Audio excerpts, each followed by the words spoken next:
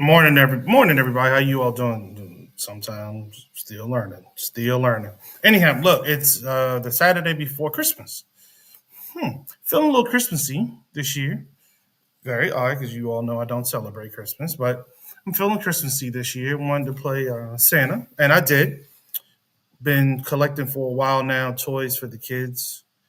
Got it all together. Challenged my staff. Asked them for some donations. They did the same. We did a good thing, man. We did a really good thing. We collected a nice amount of toys. Gave it to a Title I school that's not too far from the job. Dropped that off on Thursday. Really warmed my heart, to be honest with you.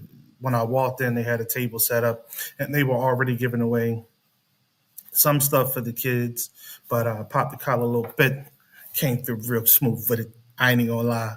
Uh, Came through with remote control cars. I had a couple of tabletop games. Like I had an air hockey game. I had a foosball game that was tabletop.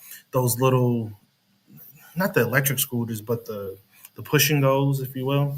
We used to have kick and goes as a kid. If you don't know what that is, your life sucks. But we had a kick and goes when I was younger. These are more, well, it's I guess it's kick and go ish, but it doesn't have like the little pedal and the brake and all that type jazz in the back. Whatever. But I had a couple of those. Did some earbuds for the older kids.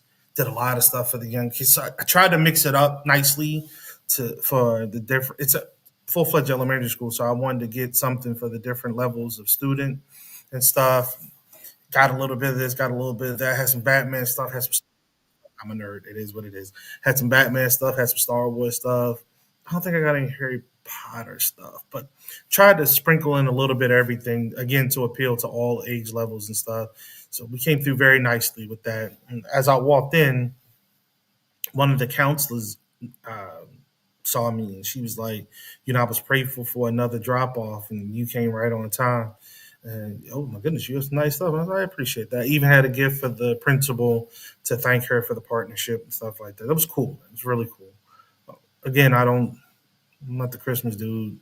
Even my grandkids, hell, even my kids, they be like, yo, Pop didn't play that shit. I did not play that shit. Look, I give you something all year long. I'm not breaking my neck or my back or my pockets to rush out here with all these crazy people because there's a lot of crazy people out there, especially now, trying to get something for fucking Christmas. Who does that? Well, plenty of people do that. I'm not doing that. You know, but beyond food, clothing, and shelter, it's about making sure that you're recognized all year long. So why would I do that? That makes no sense to me. None to me. If that's your thing, that's your thing. I respect it. Go for it. Enjoy yourself. It just ain't mine. So definitely felt a little different this year. I felt the Santa Claus-ish. The cats at the gig were like, yo, it's because you're a grandfather. Nah, because my grandkids don't get shit like that. Now, I have been flooding them because they're 3 and 2. So I have been flooding them with stuff here, stuff there. But the 3 year old's about to turn 4, and the 2 year old's about to turn 3. So the 4 year old that's over. It's over for her. She turns 4 in February. So no more toys at this point. It's all about educational stuff and other things because I think those things are more important for her. I don't give a damn her parents don't like it. I don't give a damn she don't like it. Later on, she'll be like, yeah, I understand what you're doing. I respect that, hopefully. And if she don't, it's okay. That's what I'm going to do with my money because it's my money. Then the 3 year old, she got another year. When she hits 4, it's a wrap.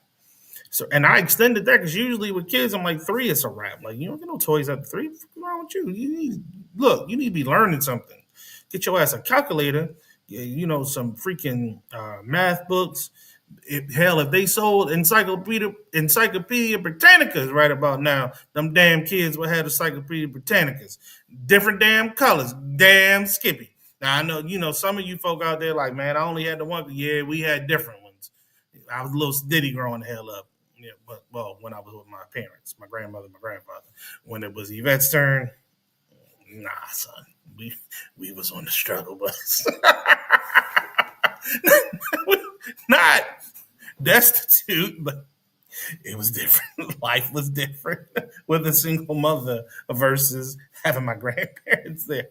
Totally different. Totally different vibe. You know what I mean? And talk, it's different in general for summer for me right about now. I mean, summer, I'm sorry, Christmas for me right about now. I apologize because I was thinking it feels like freaking summer. I was in Vegas last weekend with Rodney. Hopefully he'll be on later on. I know Thomas Berry's gonna come on a little later too. But I'm out there and they hit freaking the damn palm trees. That yo, that don't feel like Christmas to me, son. Like it's I didn't grow up with that, right? So you driving, I'm whipping the whip, and it's freaking 70 degrees in the daytime. It's 70 freaking degrees. I think the highest it got up to was like 73, maybe even 75 while I was out there. I was out there what Thursday, Friday, and Saturday last week. And I think honestly it got up to 73, 75 on Thursday or Friday. One of them damn days. Don't matter.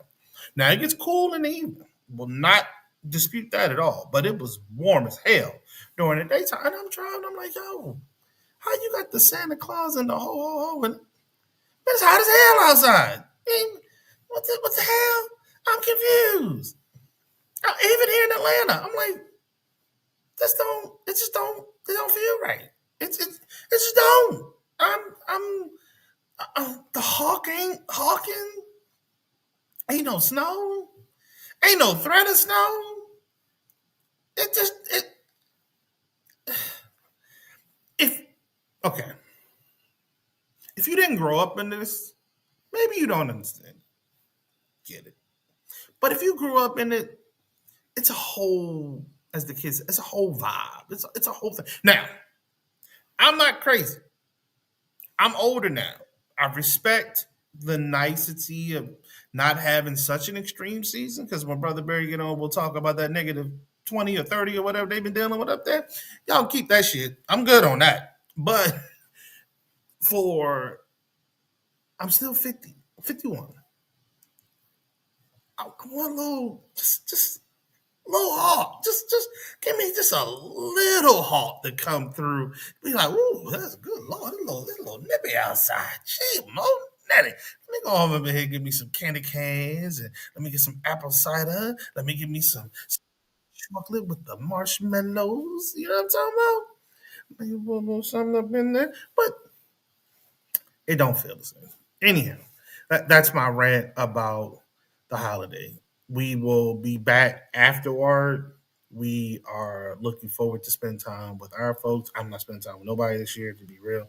I'm going to be here. I'm not going nowhere. My ass is tired. As you all know, I've been on the move for the past month or so. So I'm going to take it easy and chill.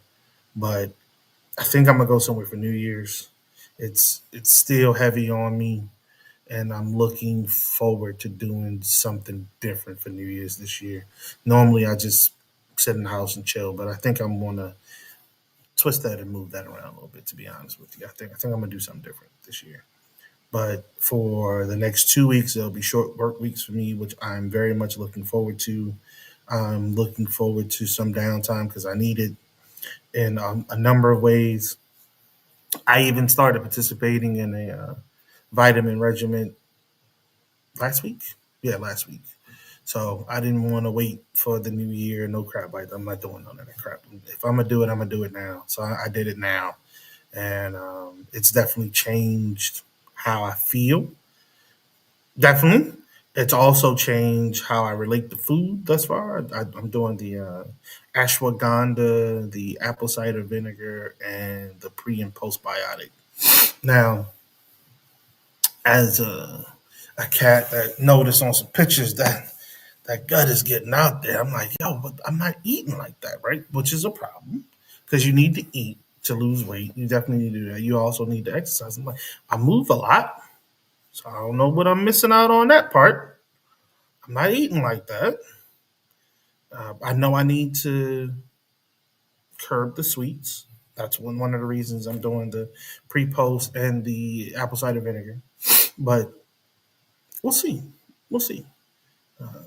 I've been pretty regular already, just making me even more so, which is a good look. And again, we'll see. The jury is out right now. It's too soon to even start to talk about it, but I changed my pillows too. It's a lot of simple stuff.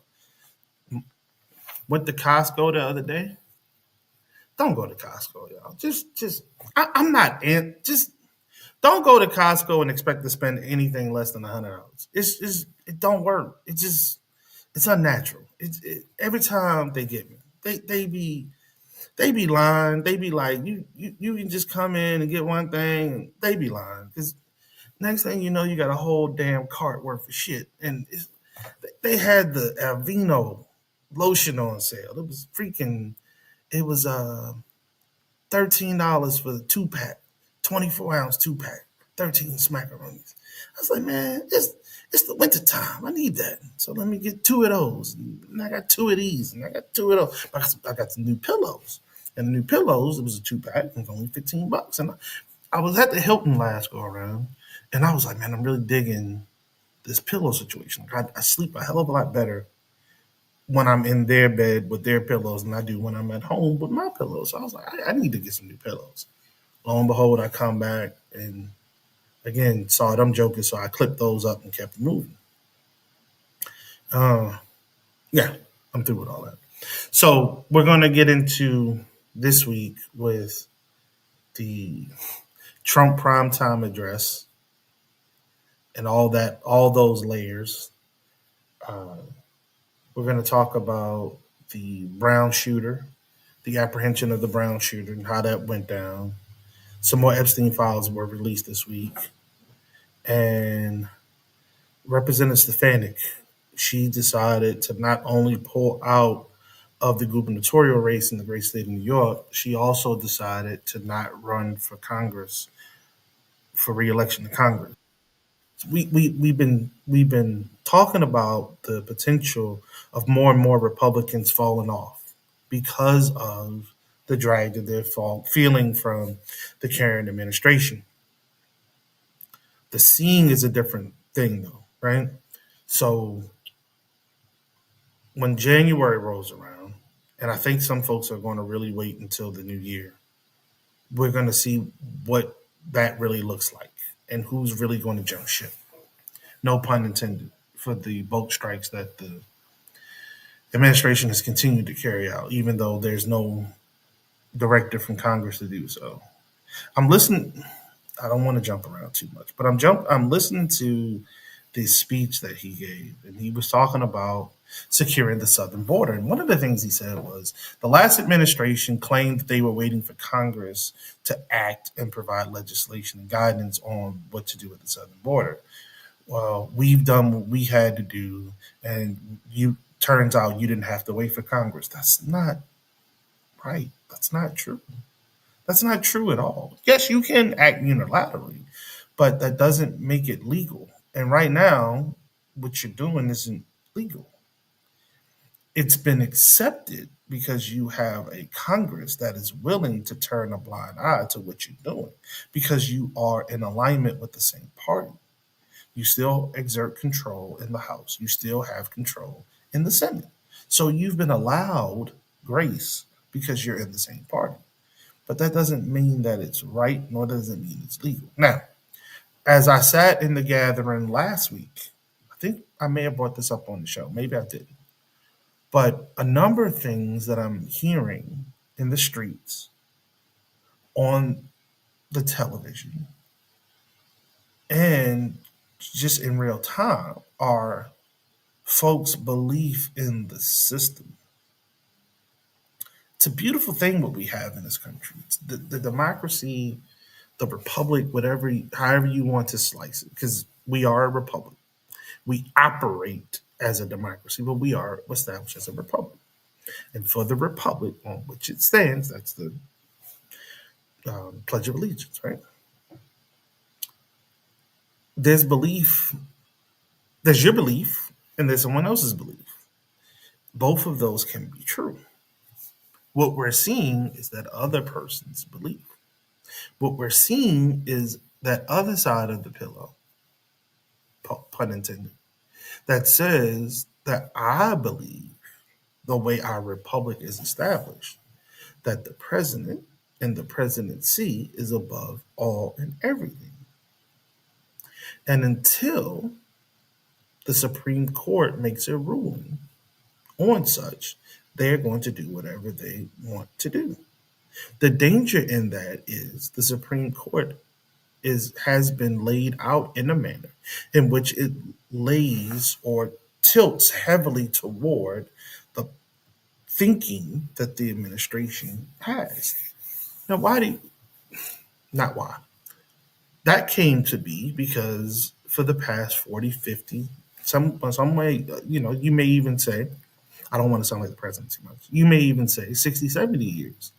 The Republicans or folks who think like this iteration of Republicans think have been challenging the system to find cracks, fissures, and areas of opportunity.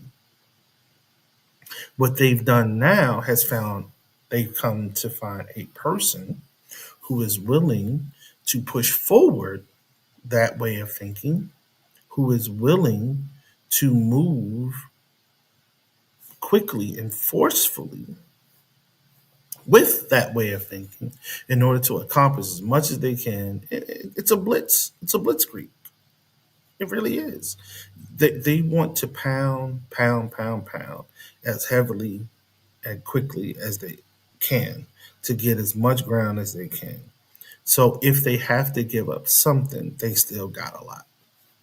So if I got to move 5 feet back, I've still gained 20. I still got 20 feet on you. I may have given you five back, but I still kept 20. That's what this is about. It's a power grab. It's a money and a power grab. Money. Don't forget to follow the money. Read an article just the other day. Trump, one of Trump's companies, is talking about a merger with another company. It's a multi-billion-dollar merger. It's a money grab. Fuck the emoluments clause. These cats don't care. They don't care because no one's there to check them. No one's there with their hand on the lock saying, you can't do this. There's no entry for you. Okay, you may have slithered in, but we got to get you out. And when you leave, you got to leave everything that you may have captured or taken or touched when you came in. You got to leave it all. No one's doing that right now. So, what motivates them to stop? What motivates them to change? What motivates them to really put the American people and the American public first? Nothing. Nothing.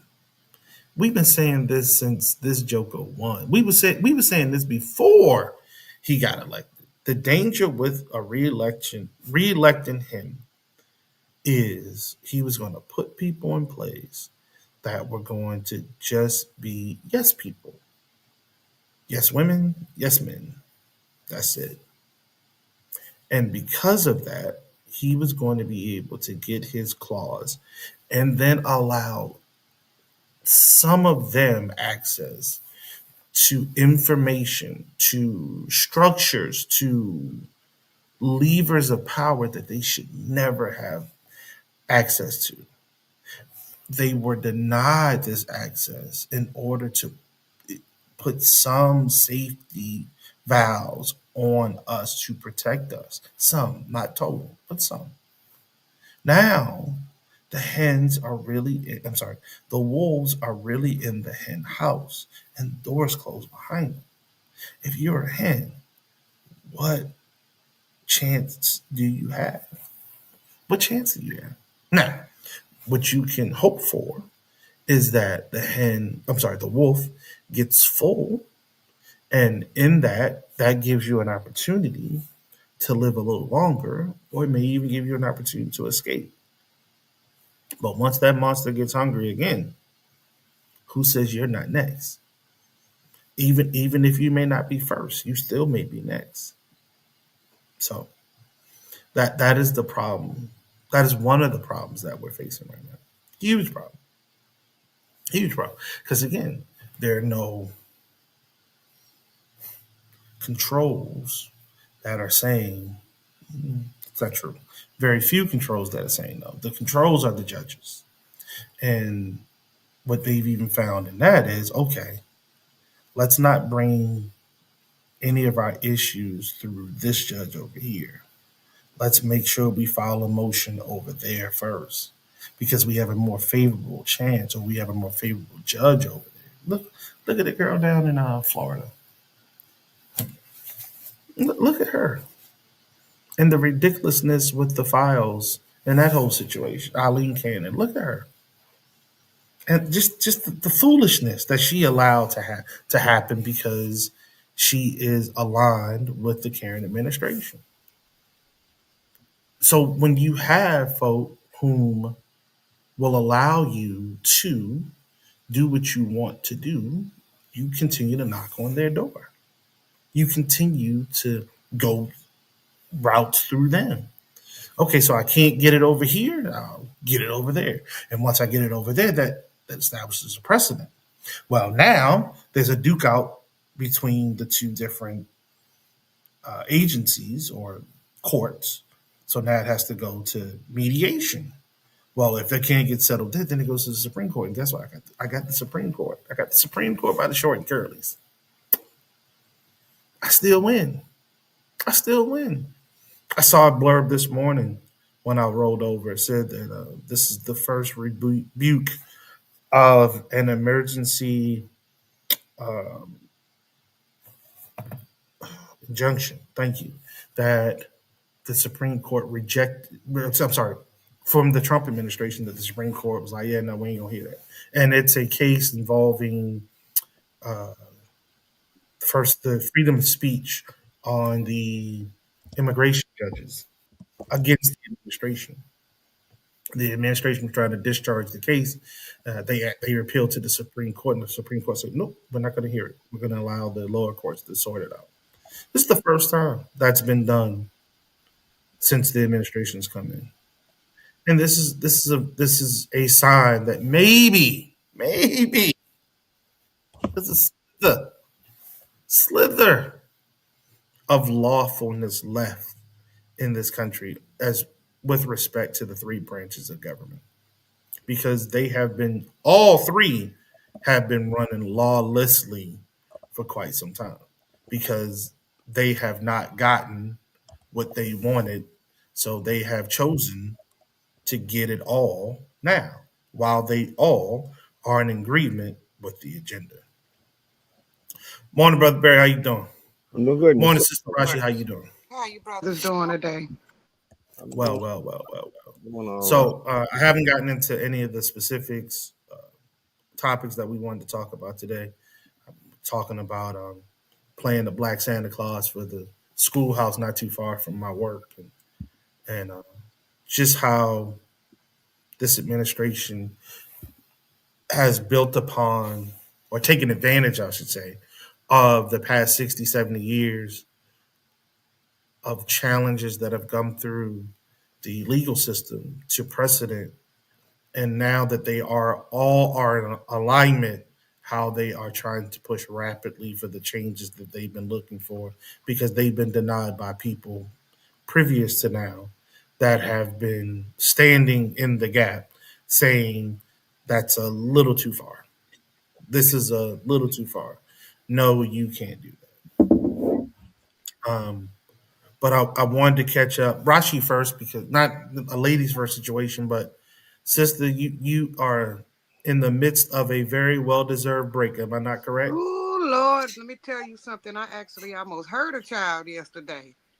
They started talking that foolishness, and I started thinking about how much I had in that 401k, and I was like, "Ooh, maybe I could cash out with my $7,000," but I'm not gonna do Oh it. wow. I'm not gonna take it and try to live the rest of my life on it.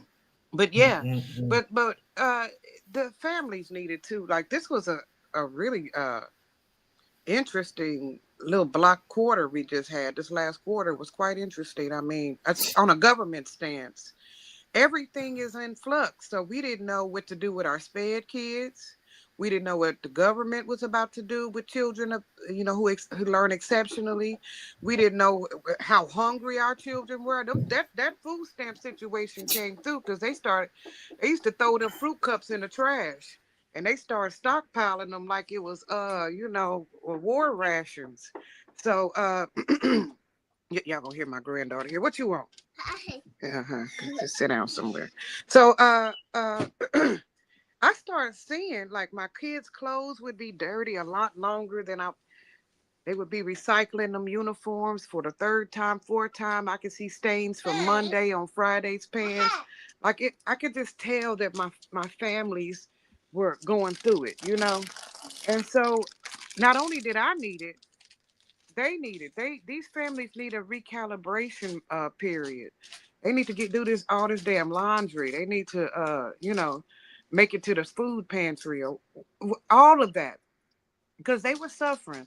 Every time I would call a parent, she'd be like, "Look, I know he so they would not even be able to discuss with me. They were so frustrated and tired. They couldn't even talk to me about how they knew he didn't do his homework.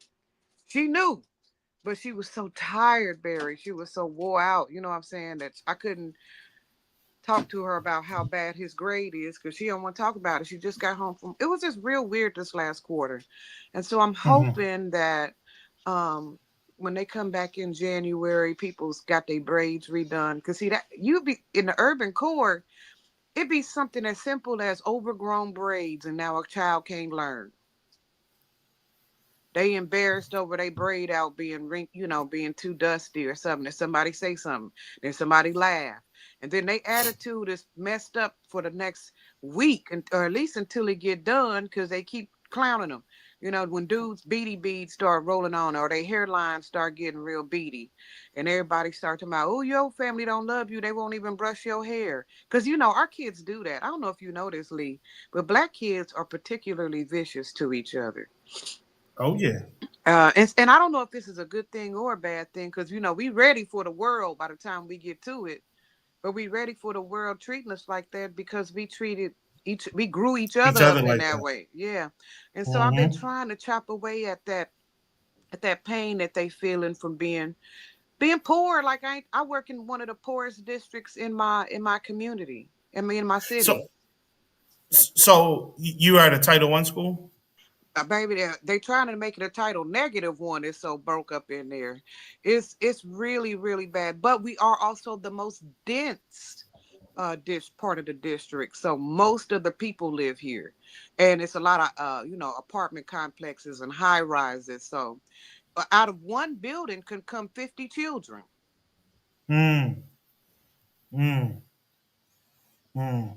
So I was saying how my donation this year went to a Title One school not too far from my work, and we uh, because I asked my staff for some donations and they gave it to me. We definitely made some kids happy this year. You know what I'm And saying? I'm We glad gave because them you know the what y'all president told them. Y'all president told them to get their one toy and sit their ass over there and shut up. I mean, he's literally said you ain't gonna get. I mean, he tried to prime him. He said, "I'm finna take your daddy's job. right, One of your parents is finna be unemployed, and they're and the not other gonna one will remain underemployed. underemployed. I'm gonna any capacity for you to shore that up with food stamps or government assistance is going to be nullified. I'm gonna shut that whole thing down." And so Mm, it just the children really know. They know this is going. Not only is it not a white Christmas in Kansas City, we having a brown Christmas this year. The only thing they did get for Christmas for real is in Kansas City it'd be 60 degrees. mm. And I was like, y'all, that's not good. Look, I'm teaching weather and climate. That's not. I'm trying to. They said, yay. I said, well, actually, nay, because in December on this way to January, it shouldn't be 60 degrees in Kansas City. Mm. So you said that's what you mean by brown Christmas? Because I was saying Yeah, that about being in Vegas. Like I'm in Vegas and it did yeah. not feel Christmassy at all. It's You always a driving brown down the Christmas. street. Yeah, Right. You know what I'm saying? You got some freaking palm trees and some with cactus the decorated lights with on damn it. Christmas tree lights. What the hell? That don't look right. You know what that crap uh, look like? Look like a damn dildo. I ain't gonna lie. I was like, what the hell? I grew up with that, Lee. I grew up in San Diego. That's how San Diego be every year. I got Bermuda shorts and would be outside playing with my toys in my shorts and flip flops. And so that it's just a different mindset. But right, but we trained for a white Kansas City Christmas, and they just looking outside, and they like, oh, you're not going sledding or a damn thing. You finna sit up in that house and watch and hope that your stepdaddy could afford a new game for your PS4 because baby, you are not getting no PS5. All right. Mm-mm-mm. So it's a new mindset, and I almost kind of like it, y'all, because we were, you can only ball out of control for so long. Eventually, you got to pull back and make it so that one, you don't blow out the expectation of the child. Because if it's a new PS every year, hell, they ready for their PS 5.5 this year, right?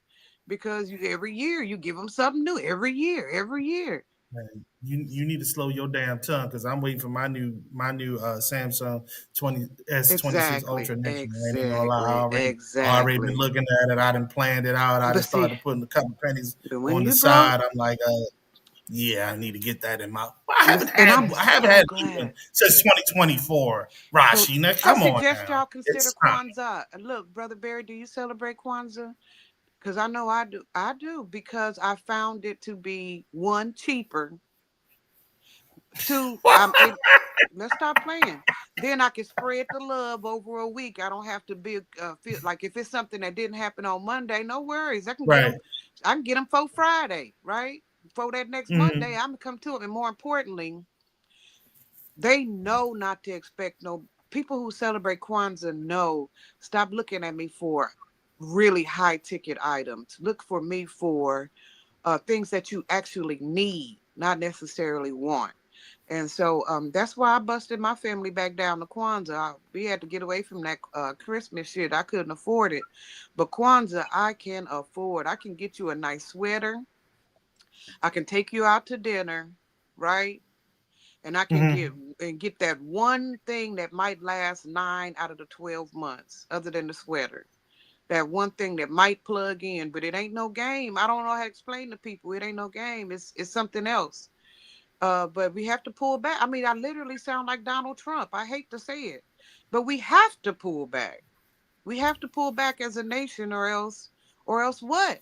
And I think we've been doing good, y'all. No Target. We didn't kill Target. We got No, Walmart real good this no, year. no, Who else no. did we get? Oh, we got Amazon real good this year. We made I, people cry a little bit. I want to caution us on saying that we need to pull back because people Yeah. need jobs. And this idea that we have, and this is why black nationalism sounds a lot like white conservatism a lot. It does.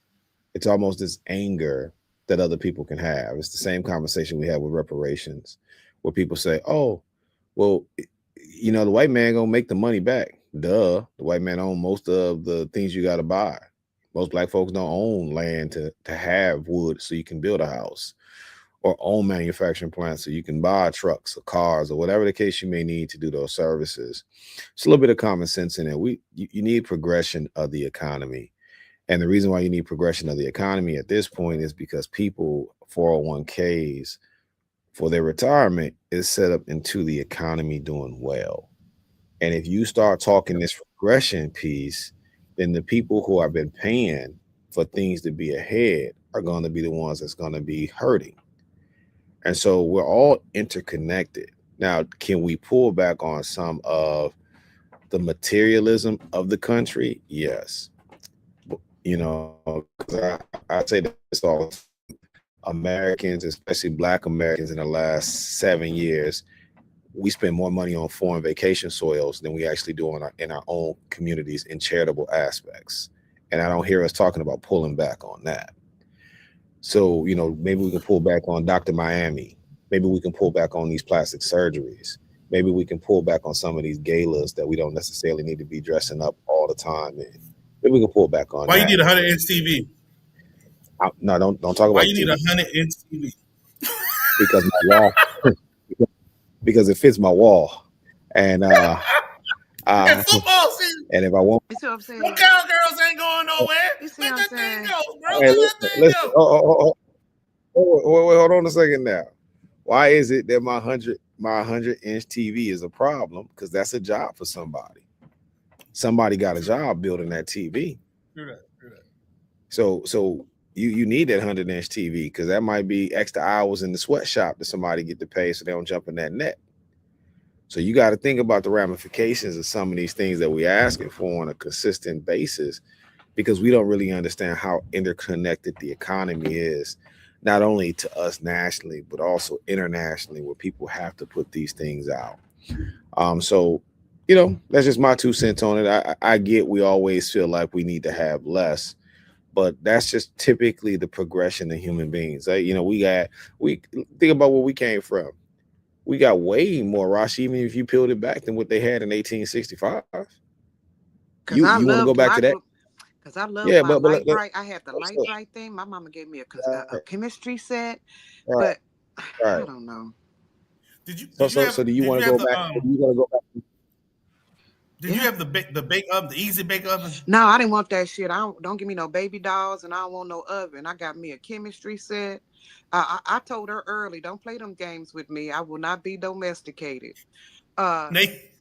no, give me a couple of outfits, and the only thing I needed to plug in was maybe a little. Let me tell you what I really wanted: the CD player with the tape in front. And then you could take the speakers off. You remember the one was a CD player and you could Oh detach yeah, the yeah, speakers, yeah, yeah, yeah. and then it was through the and I could put one speaker over here and put one speaker over there. Man, I went crazy for my detachable speaker CD tape. But it was in 1990. That could have been a big ticket item. You understand? For my mother, I don't know what that looks like for her. I know it happened though, but for my children, I didn't do it. I just didn't do it. I realized that it's not my family's values. It was my mama's family's values, I guess. I mean, listen, and to each his own. But I always ask that question because are we willing to go back to 1861? Are you willing to repeal your rights? When you Mm. can say as a woman, when you don't want to hump, you ain't got a hump. Are you gonna go back to that? Because because you're gonna want progression in Why she controlling. ain't helping nobody? I get it, but I'm saying in 1861 she wouldn't have no choice. She wouldn't And, have no choice. and Rocky, you got to Honestly, give I up the wouldn't. goods, girl. And he's absolutely You got to right. give My up the family goods. and my family are breeders. No woman in my family had less than 6 or 7 children, including me. mm. So yeah, so I'm just saying, so progression is a part of it. I think to hear Donald Trump to tell the American people that they got to take less, but then they're having the Great Gatsby parties and things of that nature. It doesn't seem like it's regression for them. So I'm always questionable about the rhetoric. I got my lady friend. We talk about business all the time, and I always laugh because anytime I'll talk. She loves vacations. Like she's planning a vacation right now. She loves giving money to them resorts. But if I say, hey, I'm going to buy this land or I want to buy this house or I want to purchase, oh, you love to buy things. And I'm always laughing because I'm like, yeah, I'm buying things that I know that's going to appreciate with value over time. What is your vacation like? Memories, this idea that black folks is almost like heaven can wait. We will invest in the vacation because white folks said that's what we're supposed to do. But we want to invest in things that we know that's going to appreciate. In times, Marlon said Trump wants average Americans to take less so wealthy can have more. And that's very true.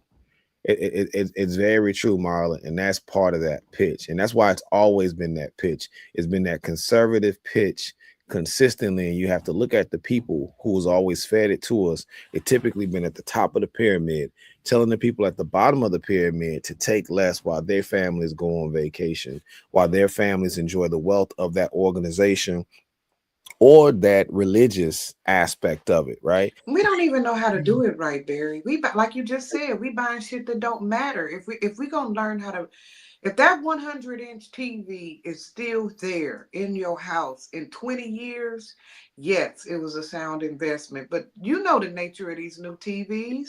Cheap, Them right? motherfuckers, you can't even move it from wall to wall before it start pixelating. But it's cheap. But TVs are cheap. You go buy you a 85 incher for Yeah, $600.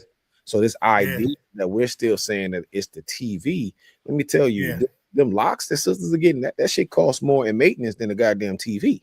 You're gonna spend more on your hair as a woman in a year than what a man is gonna spend on that TV that you're gonna sit your narrow ass on that couch and watch more than he is.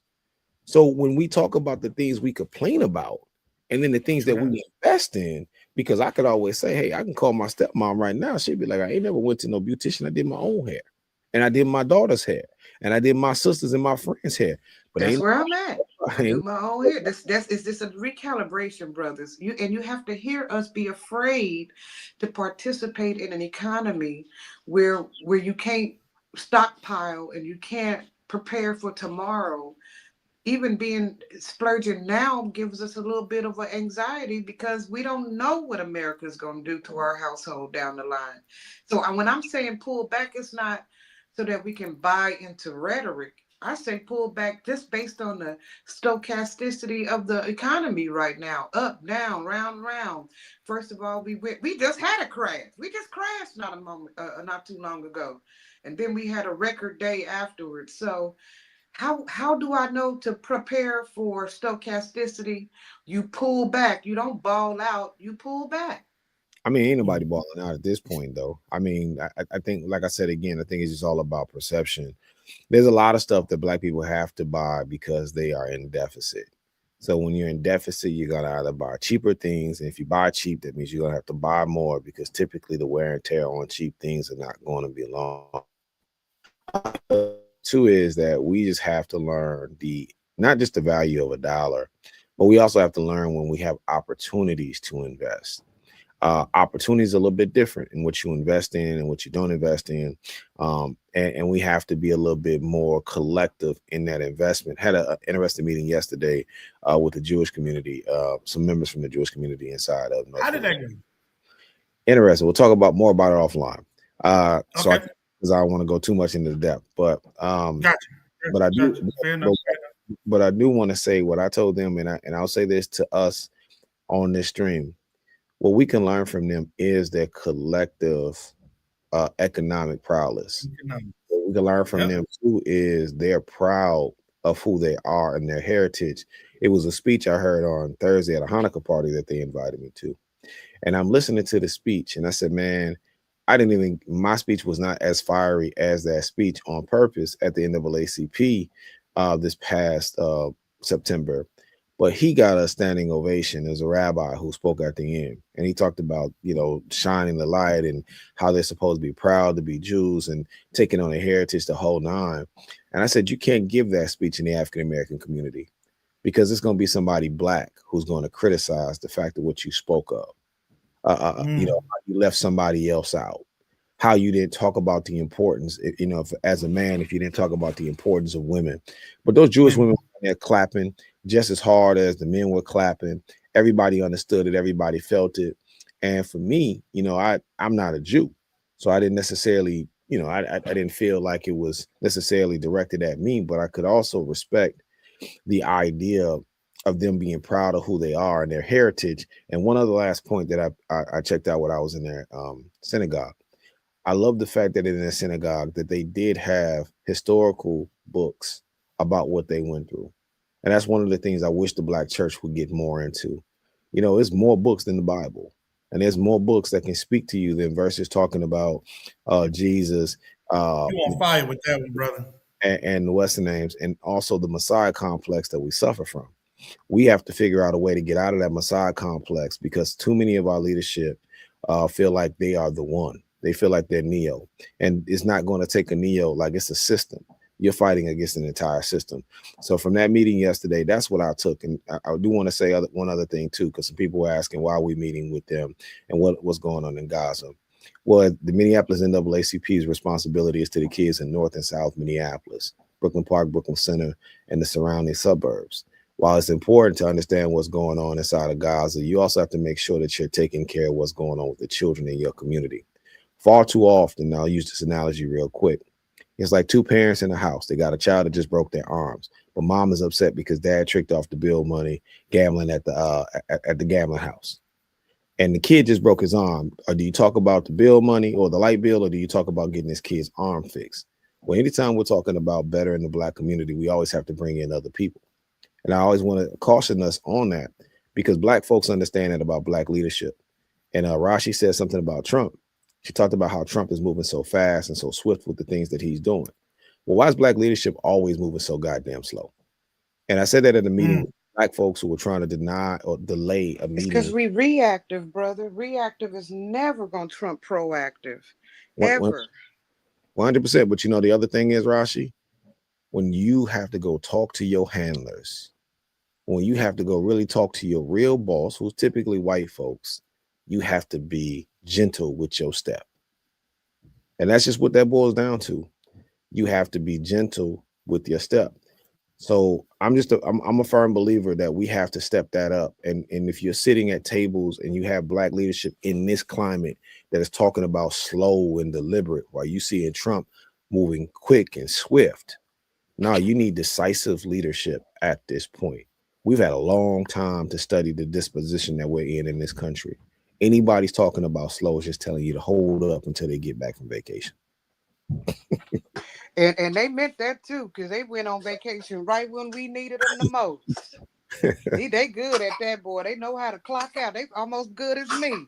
Because as soon as they get on my nerves, I clock immediately out.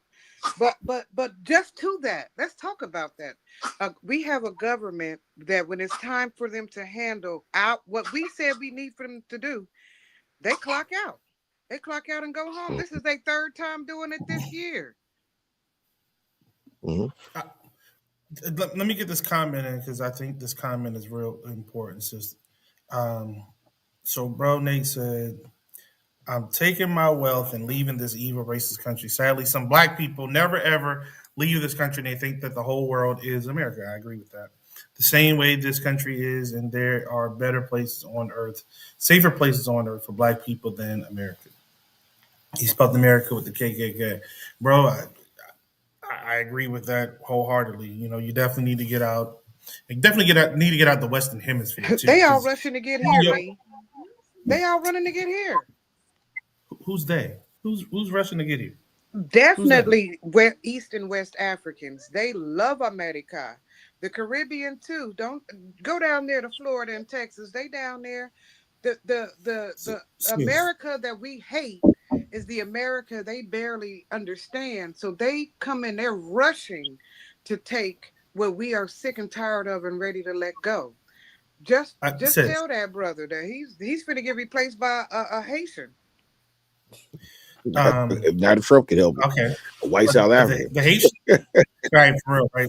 Haitians different all the way around. But if you go to Europe, I think more Africans are rushing to go to Europe than they are America. They understand that they are a tad bit more safe in the majority of countries in Europe. They have better healthcare in Europe, and they're closer to home. But I see your point because there are a lot that are here, but I think more are rushing to Europe. And please understand, they're being recruited by Asian countries. So I got to disagree with that.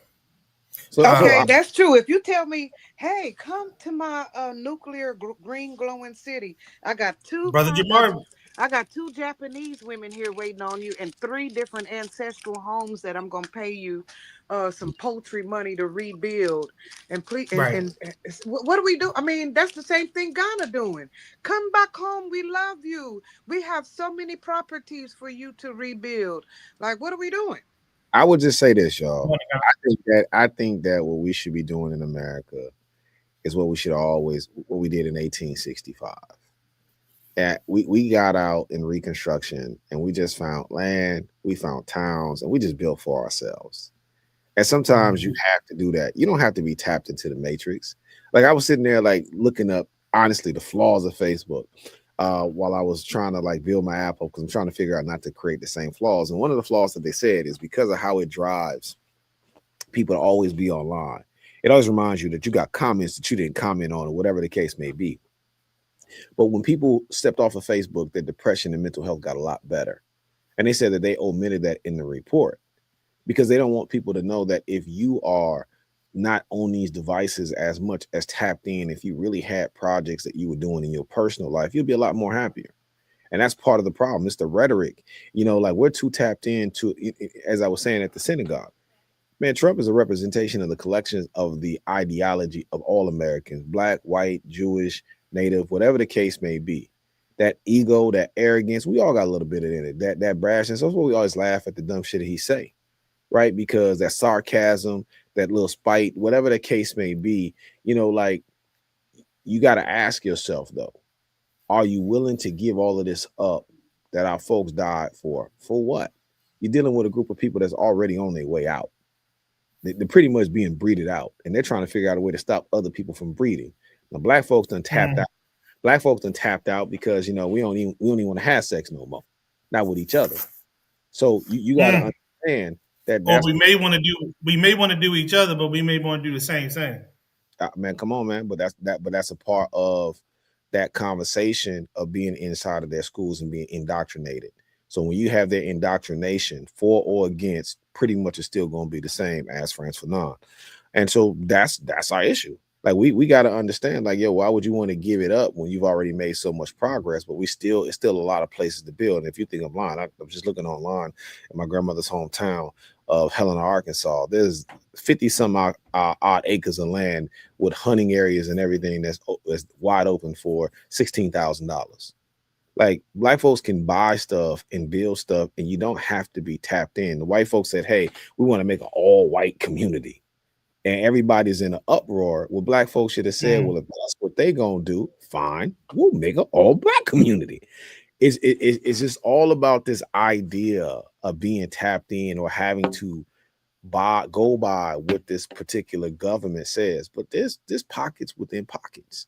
And one thing that I'm learning here with the Somalian situation in the Twin Cities is that clearly there is a black market of money that's moving around. Brother said Helena, Arkansas is in the sticks. That's where my grandmother's from, though, and it's predominantly a black town. 72% of the people there are black.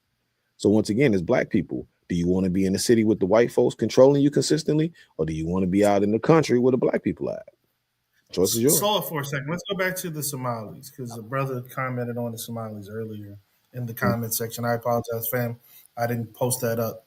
Uh, what's going on and what's the latest going on in the Twin Cities with the Somalis versus the regime of the United States of America right now? What's the latest, bro?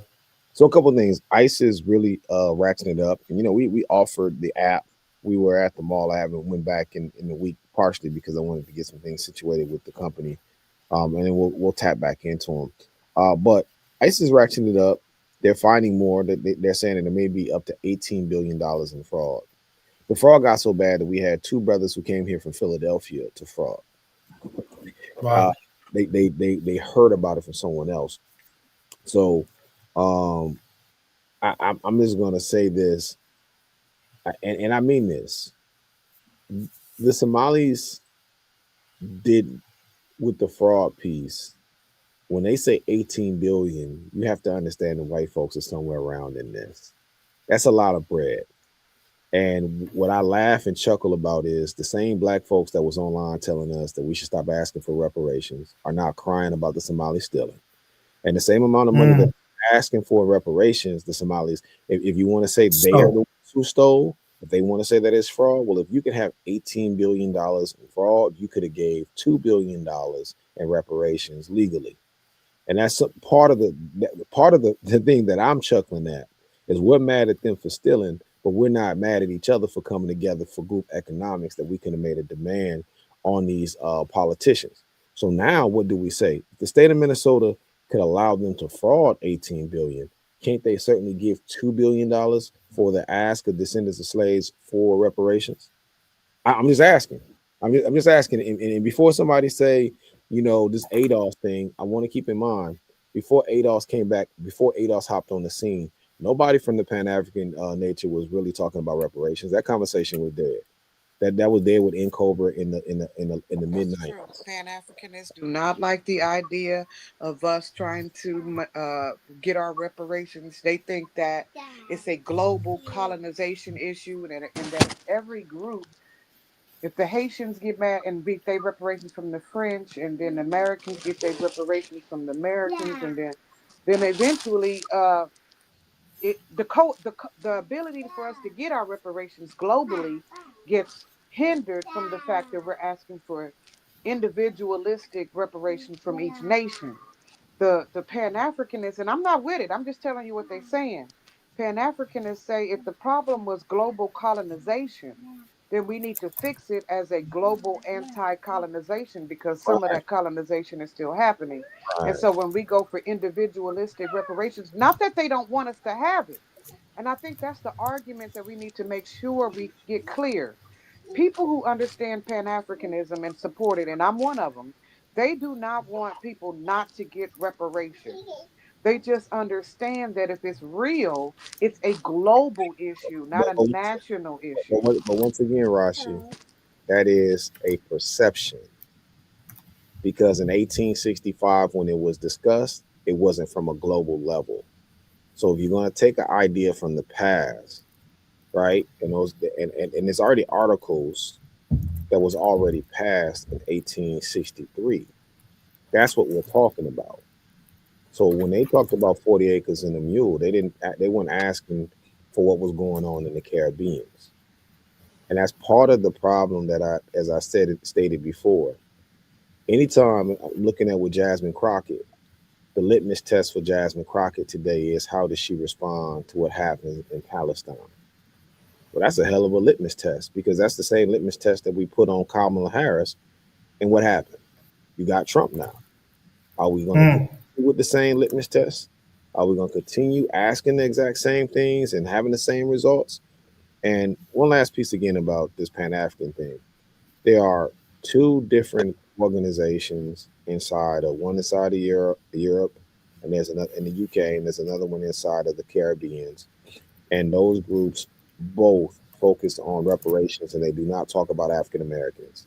I don't see the Pan Africanists inside of the United States talking about those groups or even aware of those groups for the most part. And that's another aspect of all of this. So it's okay that we ask for what's for us. You know, the idea, and I'll go back to that conversation I said about the two-parent household. Are you going to always focus on that bill money, or are you going to focus on the kids that are hungry in front of you? Because we do a bad job of taking care of us. You got to take care of your house before you start talking about somebody else's house. Mm. Um. So, uh, uh, uh, I think I'm gonna get in trouble because brother Jamar said something. I didn't read it, and he's like, "You read what I said?" So I'll go back to it, brother. So brother said, "I ain't mad. He's hauling Somalians out of here. MFers shouldn't have voted for him. Sorry, not sorry." Just so I got that comment in. So another comment came. Marlon said he gave Trump gave that dude military $776 this past payday. It's a finesse. He's trying to buy midterm votes from service members. And what I responded to that was, absolutely, fam. What it is, not only is it a finesse, it's also a hustle move because that money was already allocated in the terms in the ways of either BAH or COLA for areas in which people have to pay Do more you out of mind, pocket. instead of saying BAH, do you mind telling me, because I'm an outsider, can you tell me what those Basic, acronym? basic allowance for housing. So that BAH, BAQ, basic allowance for quarters, is the same goddamn thing. So when I was a pup, when Rodney found me along the streets, whimpering in the cold and needing of food and water, we had BAH and BAQ. They were two totally different things. BAH was a supplement that everybody got. Even if you were living in the dorms, it was very much reduced though, and that's why when you went to get food to Chow Hall, you got it for free because they took your BAH away. You got it, but they took it right back to feed you. BAQ was for people whom lived off base or on base, and they got that in an actual house on base, and they got that for that. So um, now things have changed and the terminology's changed. It's all a fucking hustle. I think it's all one thing now. I think it's all BAH now. Hey, you don't And think he's yes, paying them? Rodney, He's paying them so they can I follow had the that same. instructions. Huh? I think he's paying them for their loyalty. Remember, we just told the military, right? If He it's wants a not votes. if it's an unjust, what do we tell the military? If it's not a just order, you don't have to It's not a follow it? lawful. If it's not a lawful order, they can refuse it. It's their duty to actually refuse it. Yes, Okay, so if I because give their you, duty. if I slide you a couple of grand, don't you feel more in tune to follow my No, unlawful order? No. no, not right now. Right now, you like motherfucker. I should have been at this and keep it moving because Yeah. stuff is so damn expensive. But uh, I lost my daggone point. I was going. No, Rodney's point. So Rodney, no, it's okay. Rodney said, "Is it going to be taxed? Will it be taxed?" Rodney got to No. I Uh, didn't say will start it off. be taxed. It will be oh, taxed. Break it it down, will be, Rodney. yes. Rodney, And I break it was down. going to say, I was going to say the same thing, but I'll let you speak on it. Go ahead, Rodney. Morning to you. Good morning, everybody. Hey, I was knocked out. I got 90 minutes of sleep yesterday, and I finally passed out sometime this morning. Thanks to the general for giving me that wake up call. This is a scam, and this is a scam no different from Trump University or his fake military charities, because that BAH is just like Lee said, they were going to get that money already, but that money BAH is non-taxable money, right? So it's a scam two ways. One, he's taking money. It's like getting advance pay. If you're only going to get, let's say you were going to get $10,000, right, over the course of time. Well, he's taking 1776 out of that $10,000 and giving it to you now in a lump sum. Then you lose that money over the remainder of that time. Also, when you get BAH, because it's for subsistence, because remember it was BAQ and BAS. BAS was basic allowance for subsistence. That was your food. So Food. non-taxable, right? This money, this lump sum payment, this 1776 scam is all taxable. So not only are you losing money overall from, well, you're not getting any money, and you get a lump sum and you get less money over time, but you're gonna get even less money because this lump sum is going to be taxable. So you're losing. So he's cheating the military out of money. In other words, it's people say it's raining and he's really urinating on them. Yeah, so I mean, when I heard it, and I put it in the verbiage for It's called a today, golden I shower, brother Rodney. yeah. When I heard and I put it in, wow, goodness, good lord, I put it in the verbiage for today. I was like, boy, I hope I get my warrior. What the hell they call it? Warrior dividend. Thank you. Wait, And wait, hold on. But let's talk about this though too. On top of the Warrior, what about the Patriot games? That sound a lot like the Hunger Games. What about that? So Rashi, I mean, this is how you peel it all the way back, right? This is what y'all want. This is what y'all want. Less for the kids. Make them go out there and work hard and kill each other, because that's what a patriot would do. See, when you ask for less, they'll deliver. You know, it made me laugh for. Do y'all know how lazy kids are? I can make kids cry by making them stand more than 10 minutes. No. This is different. This is going to be different. And this is what happens when you put somebody off of TV in charge of government. We had to deal with that in Minnesota with Ventura. They don't know how to govern. got the My Pillow dude up next. He challenging. And everything Mike comes Lindell on his way. off a television script. Once again, feeding Americans what they eat the most. And when you think about this tax that he's taken from, or this whole idea of giving money to the military that he's taken really from a military pot to begin with, Yes, sir. and then turn around telling kids that you're going to do from each region. I mean, come on, doesn't it sound like the Hunger Games? From each region, high school kids. What was the age of the kids in the Hunger Games? High school, to represent that region. What are they talking about now? Food shortages? I'm just trying to get people to kind of wake up on this idea. The problem that we're having in this country is that Americans are too slow to wake up. Too slow to wake up, because as Rashi talked about them going home, think about this man playing with the military dollars. Think about what they're asking military people to do. And then think about that vote that took place that was 213 to 211, with 9 people abstaining to give him credence to be able to continue to bomb Venezuela. Think about what's happening in front of our eyes. Think about the idea of January 1st, the people that's about to be kicked off of healthcare because they can't afford it. And then ask yourself once again about what these kids are going to do, because some of them are going to have to play in this patriot game, possibly to save their grandmother from dying. Yeah. Yeah, well, we talked about that earlier. Again, during the Hunger run Games up, came. Americans in the Hunger Game, we lost. but we talked about that in the run up to the election. We spoke on how the military was going to turn into the only option for a lot of Americans as job losses were surely going to happen and even ramp up. We talked about how that seemed to be intentional because you're going to need loyalists in order to surround you when the folks get tired of your bullshit and they stand up and want to push or kick you the hell out. So, nothing unexpected, sad, but nothing unexpected.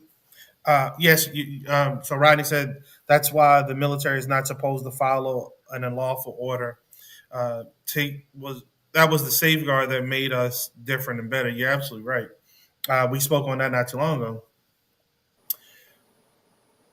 But as I said a month or so ago, when you have folks whom are career folks and can retire or very close to retirement, that's not true, can retire or beyond retirement age, and they are faced with making a decision to fight, which a lot of them have.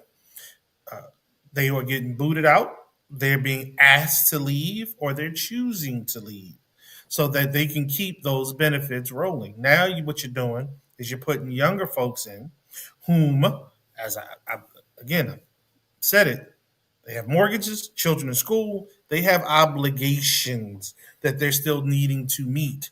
And they are not as willing, in my opinion, to be as rigid and forceful with, we ain't doing that because that's not right. Because they are still dependent on that damn check and on those benefits. So I think that's where we are driving. We are being driven to, not driving, but are being driven to what Pete Hegseth and the like, constantly looking at folks to get rid of, changeover, turnover. I mean, damn, we've had more changeover in the higher echelon in a shorter period of time than I ever can remember in my life.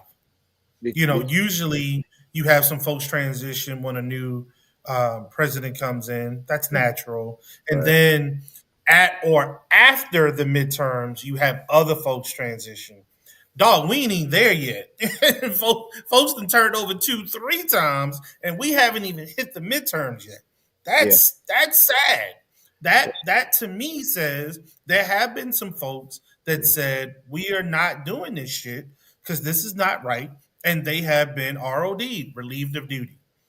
They have been asked or they have been threatened with assignment to some piss poor place that is not beneficial to them nor their family. And instead of them doing that, they've decided to walk out the door, take their papers, get their paper, and walk out the door.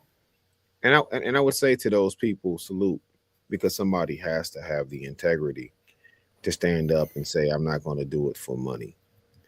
That was one of the odd things that I saw at that table. We'll talk offline yesterday with that meeting. Okay. It's how we show up in spaces and what we're willing to do and who we're willing to throw under the table at the table for dollars. But I just sat yesterday and just observed. Even though I was hosting, I was observing the attendees, and I will tell you, we are in a situation where if we as a collective, and I'm talking about Americans, don't drop the titles, if you really care about this girl you call America, and that's really what it boils down. How much do you really care about this girl you call America? Do you want her to live or do you want her to die? And that's really what it boils down to, is that it's going to be a collective decision and people are going to have to move beyond the labels. And I think that that's going to be a struggle for a lot of Americans. I think a lot of Americans are going to struggle. Man, you talking about we got to let go of racism to keep America alive? It's not just racism. It's not just racism. You said something earlier about Target, and I keep on bringing this up about American corporations. American corporations feed people. I'm sorry, the people who tell you to do it, they don't feed nobody. There's no jobs that they're going to put out here for you. And you got to understand that part of this economy.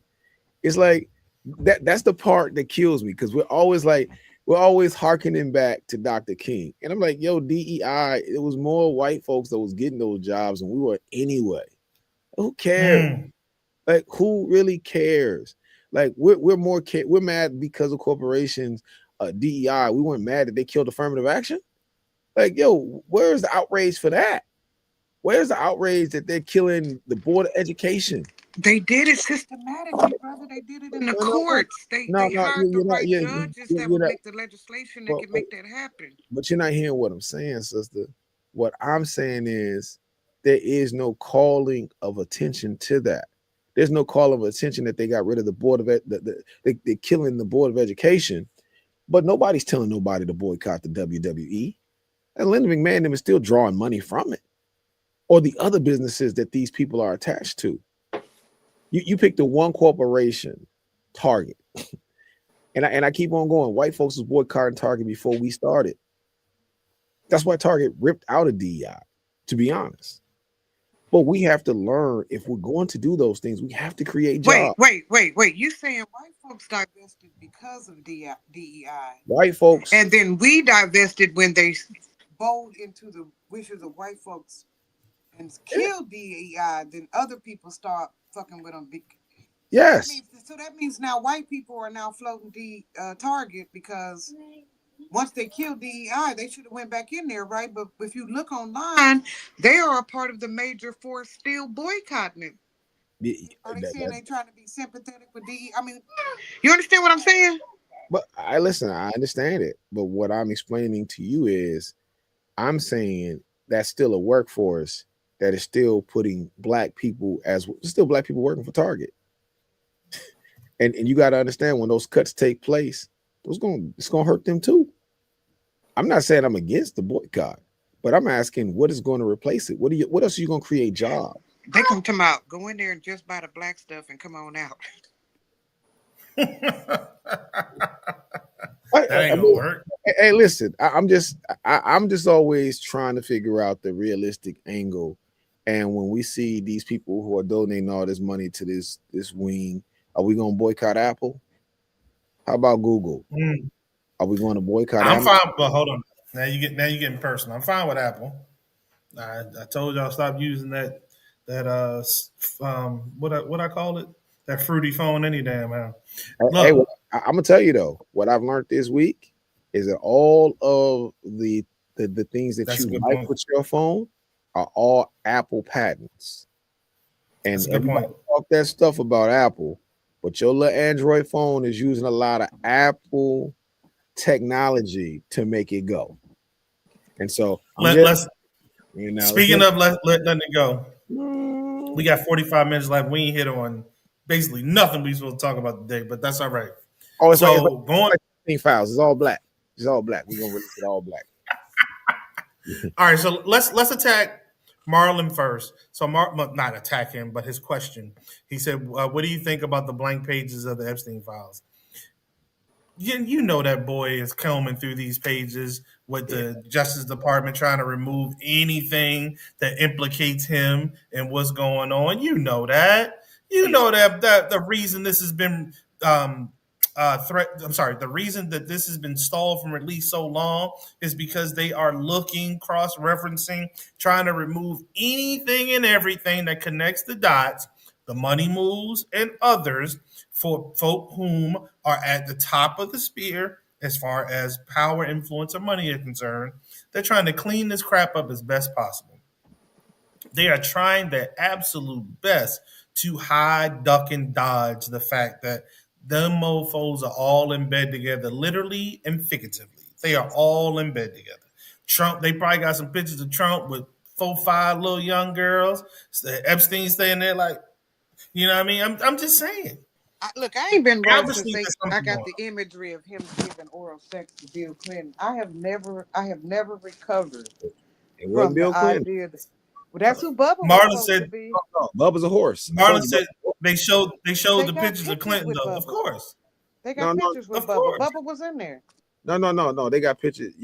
It's not Clinton. It's the horse.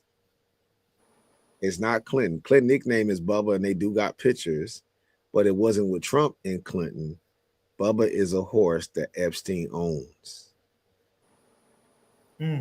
So you Bestiality. telling me? So you telling me to replace the image in my thoughts of Donald Trump Yeah, having oral sex with Bill Clinton, and yeah. then pull Bill Clinton out, and then put an actual horse? That's what you're asking me to There do you with my have it. thought. Okay. All Similar, right, people. There we go. Similar to them knowing that the Russians have that file of him with the golden shower in that video, and that's what they're holding over him. So no, he is a deviant. So you can hold whatever you want to hold, but that's just pretty much what it is. It's not Bill Clinton, it's this horse, and he's a sick guy. But look, once again, Americans, this is who you want to be. I'll say it again. Like, if we haven't learned anything over the past decade, is that the people that we idolize in American lore are either racist, pedophiles, rapists. You know, just go down the list. They are who they are, and it's almost wondering you got to kind of be sick to get on that pedestal, if you will, because we're finding more and more about these men and these women as we go. I don't think I was ready. Like I'm ready for maybe a congressman to be a pervert, but the president, the way our president operates is literally, and I'm hood too. I'm hood, but he speaks so to the hood of us that I'm like, The did hood? he even? Yeah, he is extremely ghetto. No, Anytime a man gets killed by his son, and you get up on the internet and talk about that's why he killed it. He dead because he didn't fuck with me. If he would have got on my team and stopped being so hateful, he might be still alive. That is some hood shit. That is ghetto. That no. is way streeter than I'd be prepared for.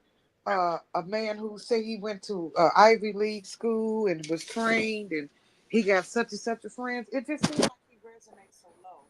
But that's not the problem. Did y'all know since we've been talking, he done blew up some more of them foreigners? He done blew up some more boats and killed Raj, some more Raj, people. You got to talk more into your mic. I got the mic up to my mouth, so I can't talk no more than this. But he done blew up and killed more people since we had that conversation. And so, is that on our docket? How he done killed more foreigners, and he's actually engaged in a war with another country other than Venezuela? No, that's not on the docket this week. But I mean that goes into the Epstein files, because I believe a lot of this stuff is to cover up. These files are going out. And that's part of the show. Part of the show is misdirection. And you're right, Marlon. Someone is going to leak the real version of the files. And I think Yep. I think that some of these leaks, like if you guys noticed that they hid that they hid the testimony of Jack Smith this week. However, there's audio that was played in the testimony that has leaked out of Trump admitting, or you could hear Trump asking the Georgia elected official on how, telling them how to hide the votes. And so that's what's going to happen, because when people hear things, their staff and their aides are sitting there and they're going to record, and somehow, some way it's going to end up on YouTube, or it's going to end up in these internet streets, because the reality of it is this stuff does need to come out. And I'm hoping that we get more photos. And they need to be held to account. Oh yeah. They need to be held to account. Yeah. But the elephant in the room is we are not who we thought we were. We are not who we say we are as a whole, not in general, but as a whole. There are a lot of bad actors within the confines of our nation. And these folks need to be held to account. If we truly believe in having a more perfect union, then we cannot allow anything even remotely close to this ever happening again. Yeah. And the full exposure of what's happening needs to be everyone's priority after this thing is over. God willing, the creek don't rise. It's over because again, it ends. I'm sorry, because again, these folks have now moved into a regime, and regimes are not easily overthrown. They are not that willing to go away. So yeah, we got to make sure that we get to that. Yeah, Rashi, we got that. That's up next. Um, that we get to that, we get to them, and we make everyone understand that this is not who we are, nor who we want to be. There is a strong desire within, I guess, the DNA of our country to project supremacy, no matter how that looks, militarily, socioeconomically, racially, doesn't matter. Mhm. But even in that, we have to respect the rule of law and the bounds of the establishment of our country. And these folks have truly gone off the rails. They have pushed us in ways that many folks never even imagined we would get close to. Yeah. But they have taken us there. And as the American people, we got to snap back. And we need to snatch back and take these mugs to the imaginary woodshed and whip their ass. And we need to do it in public, not in private. It needs to happen in public so that folk know that Yeah. we're not going to stand for this. This cannot happen again. This is not who we are. So you Does agree, it happen? Don't know. so you Hmm? agree, so you agree with James Carville because that's what he said this week. James Yeah, Carville said that it has to be. It can't be. This is just what it is, and these invisible morality correct. is that people need to be Nope. dragged on the carpet and really held accountable. And I agree. I think I know it's not that I think I know it's going to really take a wiping of what's happened the last 40 years, 40 some odd years to really get this country back to a good, wholesome place. And part of it is just Right. thinking of the American people. The thinking of the American Well, people is you don't have to always compensate for these wealthy people because their wealth is only their wealth because of our collective input into their pockets. And I think that part of what we're learning under Trump, and it's not that money's bad. Like I said, money is the root of all evil. It's not that money is bad. It's that you have to understand that we have to put barriers on this idea of these people being able to hoard all of the wealth, all of the resources, all of the power, and then manipulate the the spirit of the country. Because really, when you start manipulating that constitution, because typically, no matter who you are, even black folks still say my constitutional rights. When you start playing with that constitution and you watch this Supreme Court be willy-nilly with the constitution, because they playing with it too. oh man, 100%. And if they don't get their ass spanked, if they don't get their ass spanked, because that's really where it starts. If they don't get their Roberts needs to be impeached. Roberts needs to be impeached. whew, Um, Thomas, Clarence Thomas needs to be impeached. Alito, Leto needs to be impeached. They need to Get that go. new one out of there too. The uh, heavy set Mexican lady can go too. Sotomayor ain't doing all that much. Sotomayor or that lady that looks transgendered. What's her name? Sarah. Jesus. That transgender Amy looking. Comer Barrett. And I'm finna get mad at Ketanji in a minute. Cause girl, what is we doing? It ain't no point in putting you up in there, black lady, if you can't. Remember, we used to call black ladies if we needed some order or something done right. We put her up in there. She just a spectator. She just in there spectating. Girl, if you don't come on and start having some conversations with these people to get them back reoriented to space time, I don't understand how we allow this to go on so long, y'all. What is the process for unseating one of them fools? What we gotta do? Because it ain't finding no dirt on them. What do you do to unseat a Supreme Court justice? Impeach. Impeachment. They They, have they, to be impeached. they need to be impeached. And if Trump is They have impeached, an appointment for life, so they have to be impeached. if Trump is impeached, they should all be impeached as well. It should set precedent.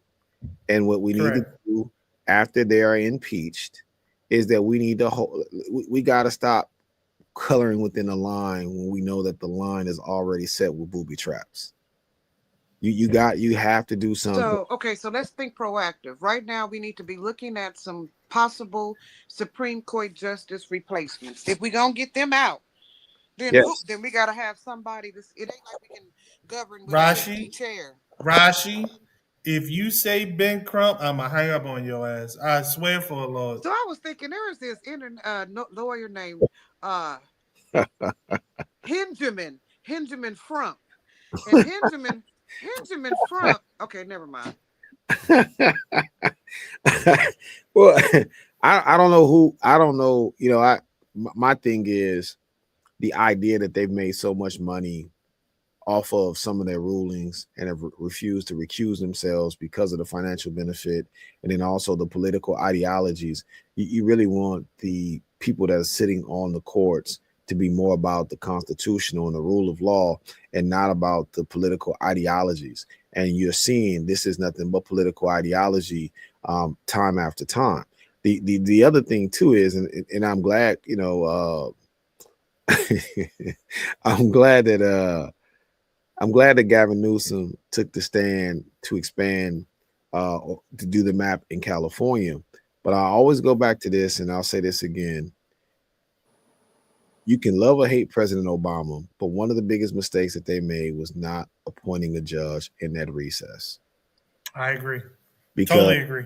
Because that one judge, he had nothing to lose. That and killing my grandpa. He had nothing to lose. And to me, because and look, I get I get what Obama was doing, because he's a, you know, he's a constitutional lawyer.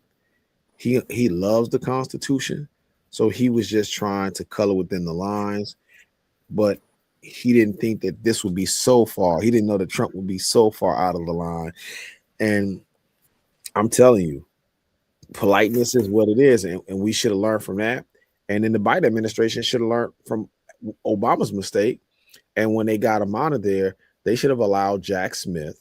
If Jack Smith had the goods that it seems that he has, this is something he did. No. He didn't say he did. He can prove he has it. See, that's the difference. He ain't talking about it. He has it. He has it.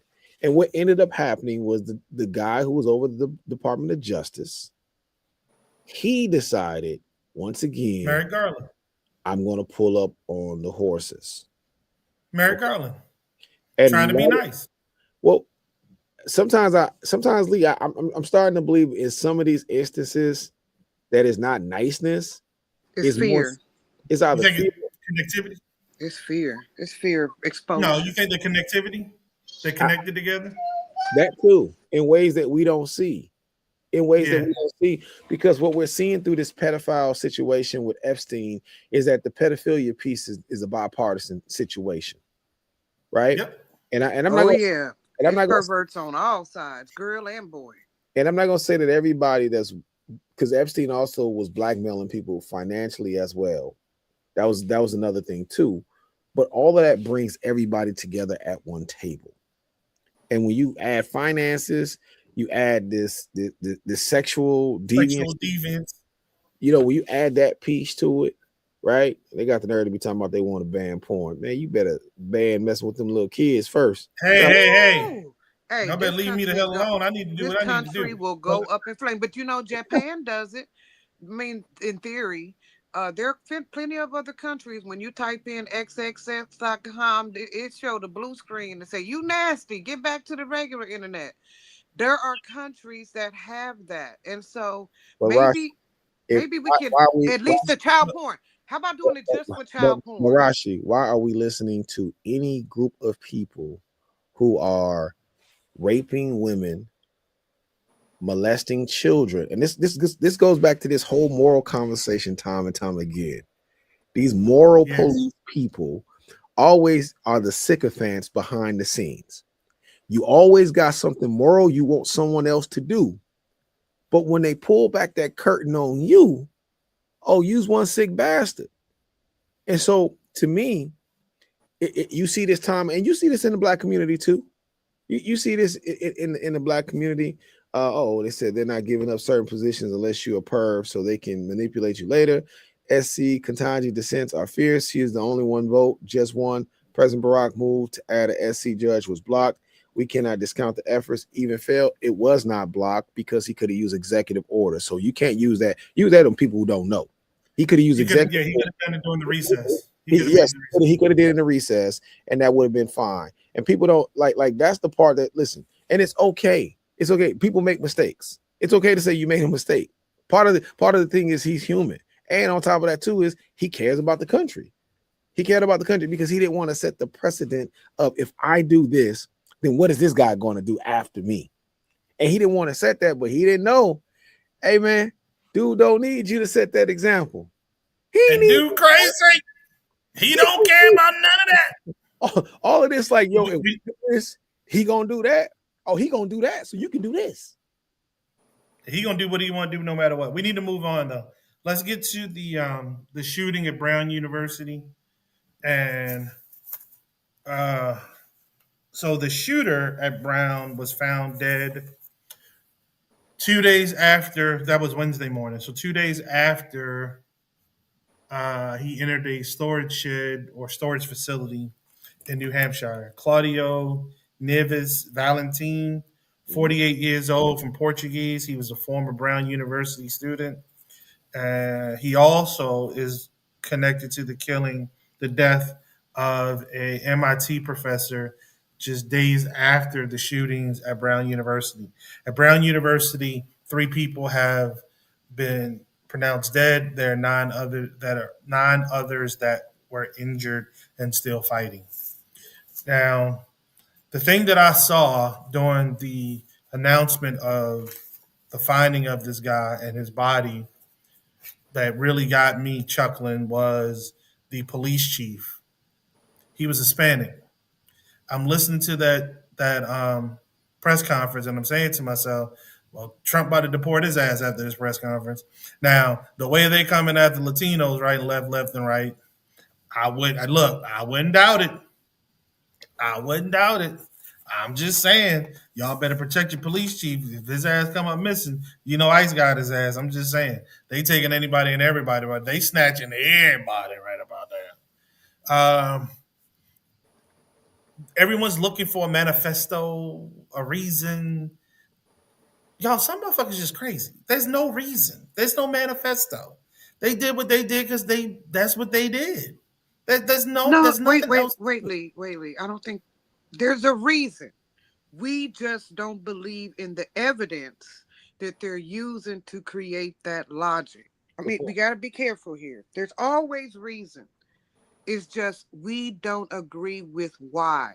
That's a good point. Right? Okay, but the reason doesn't have to be known to us. That's my point. I'm not saying there's no reason, but he had his own reason. He doesn't have to make those reasons public. That's my point. That's if it's him, though.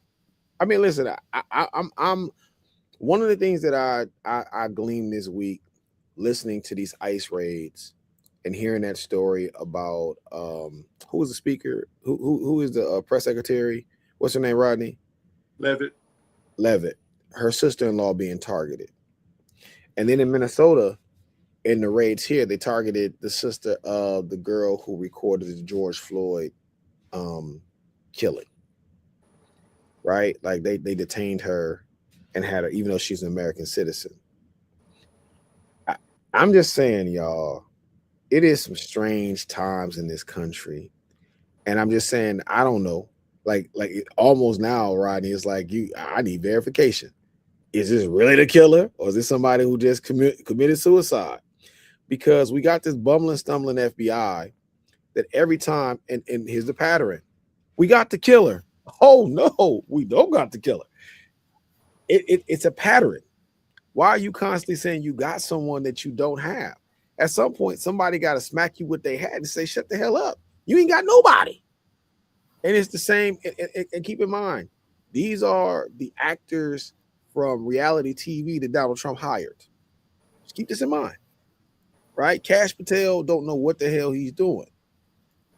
And so to me, I know people are so, because that's another thing with America. We're so quick because of television shows, we're so quick to say it's a wrap. We trust it. But with this administration, I think what we have to be cautious about is we can't say anything is a wrap without full verification because they lie so dang much.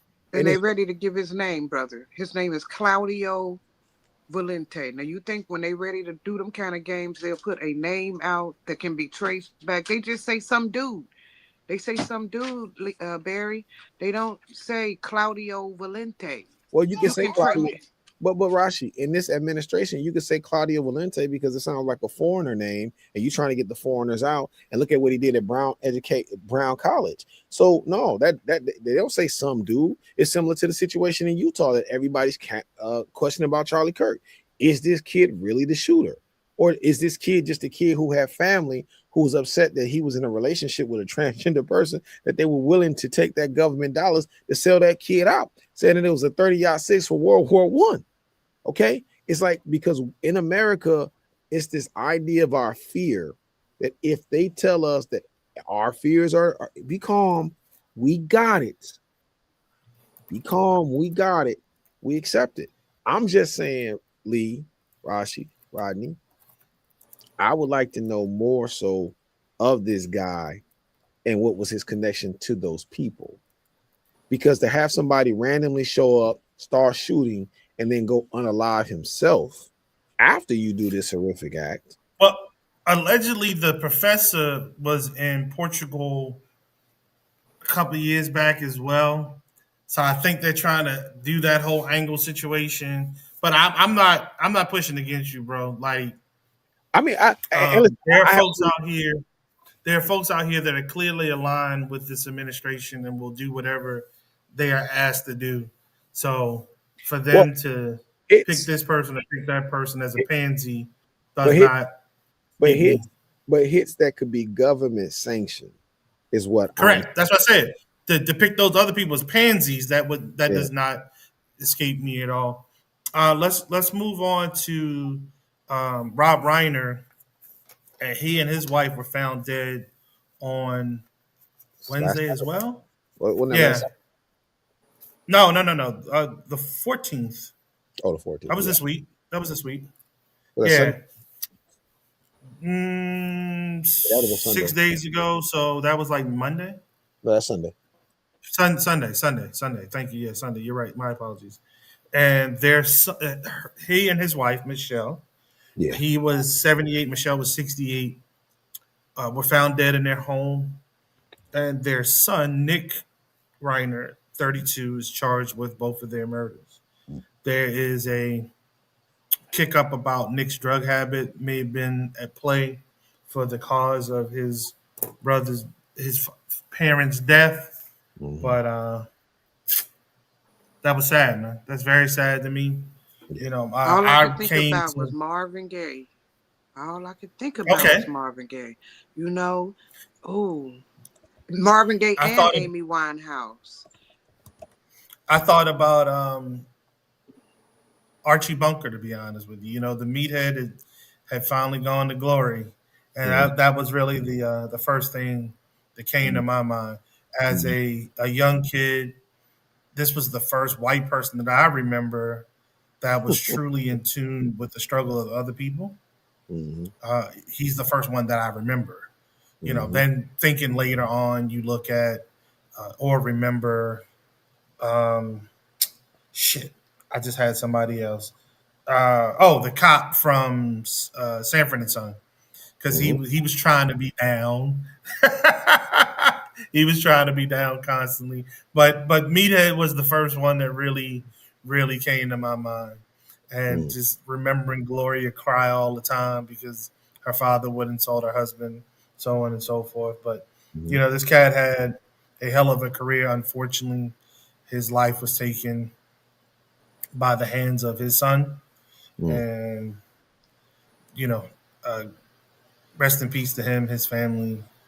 Um, then it ate even more because Luke had passed away as well. Now I call him Luke because he'll forever be Luke Spencer to me. But Anthony Geary passed away. He was the actor that played Luke Spencer on General Hospital when Luke and Laura was the whole thing. God dang it! I was in front of the TV like, what's going on with Luke and Laura?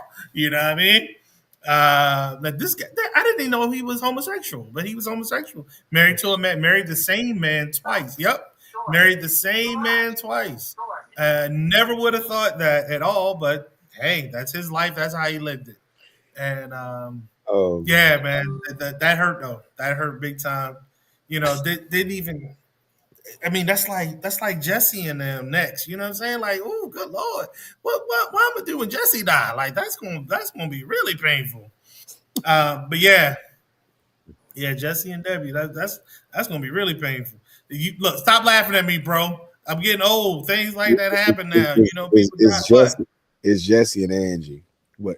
Angie, I'm sorry, Jesse and Angie. Her real name is Debbie. My apology. Jesse and Angie. Yes. Look, you know what I'm talking about. You know what I'm talking. Look, Marlon like Luke and Laura. Yeah, fool. You know what I'm talking about. That Luke and Laura, that love story, boy. That was crazy. That was crazy. That was like Cisco and what's the girl name with Cisco was running around? It'll come to me.